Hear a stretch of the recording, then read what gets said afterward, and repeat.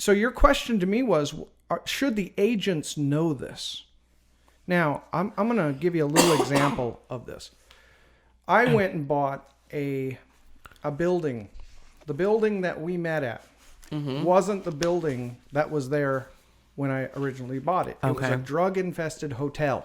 Yeah. It was a single level. They were selling drugs out the window in the back. Jeez. It was like a drive-through, right? You know, they had a side window, and they were... And jeez. So it wasn't anything I wanted to keep around. But it was something I could say, here's the opportunity. I'm going to buy it, tear it down, and I'm going to build something new on it. So I had that vision of, okay, now what does the area need, right? You don't want to always have to swim upstream against, you know, these different forces that are out there, meaning the county. What does the county require? What will they allow me to permit on the property? You don't want to have to swim upstream. So I went down to the county and said, in this property, what is it that you would like to see built? How can I get the easiest, how do I have the easiest time getting permits? And one of the things they came up with was professional office space. So then we looked into that, and I went and did my homework and went, okay, are there any other professional office spaces? And what are their rents? What is their dollar per square foot? How do I fill these? How do I fill this building with tenants?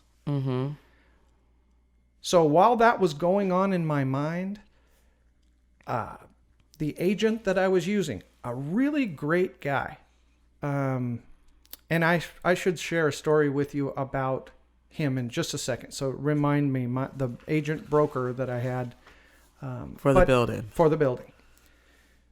Okay. He had agents. He was the broker, and he had agents, and one of these agents was the listing agent of the property. Okay.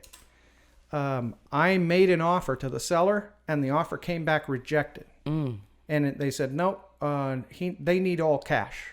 You know, that's how it's going to happen. And I was like, well, if I'm going to use all cash in the purchase of a property, why do I have to buy that one? Right. I can go buy anything. I can buy anything with all cash.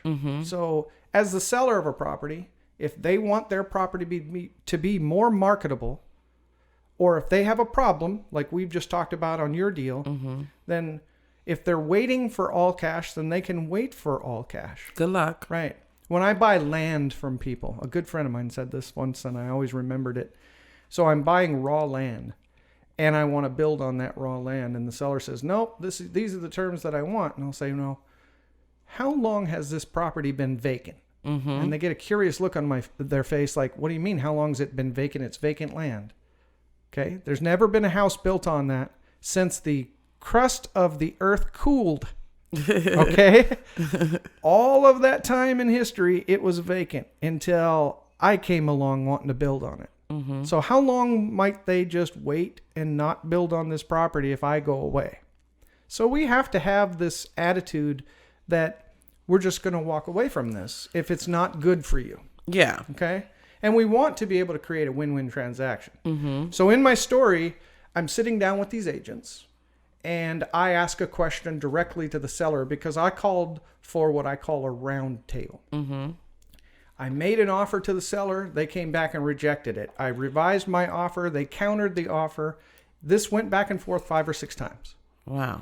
So the agents weren't communicating the offer terms effectively to the seller. That's what that means. And so I said, okay, let's round table. Let's sit across from the seller. I want to look at them in the face, and I want to say, how do we get this deal done? How do we get it done? And so as we were sitting in the offices, I asked the seller a question and the agent's answer for the seller. And I had to say to the agents, hey, you had your shot. You had an opportunity. Now, let us talk and you can get paid. Yeah. Right? Because they're still getting paid off the commissions. Let us talk about it. I don't even think I said it that nicely. Right? It was kind of like, shut up and get paid.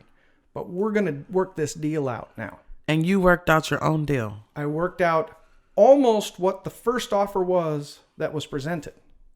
But I asked the seller, what is it that you need to have happen? Tell me about the underlying financing. I knew that the broker was about to lose this deal. And that's why he brought it to me. I'm about to lose the listing. He had the listing for 6 months, was on the market for 6 months, and I didn't hear about it until it was 2 weeks from being expired. Yeah, and this one's been on the market, not on the market. It hasn't been on the market 12 years. But it's been vacant for that 12 long. years, meaning they haven't been able to move forward Right. in anything for 12 years. And it tells me that they have a bit of a decision-making problem over there.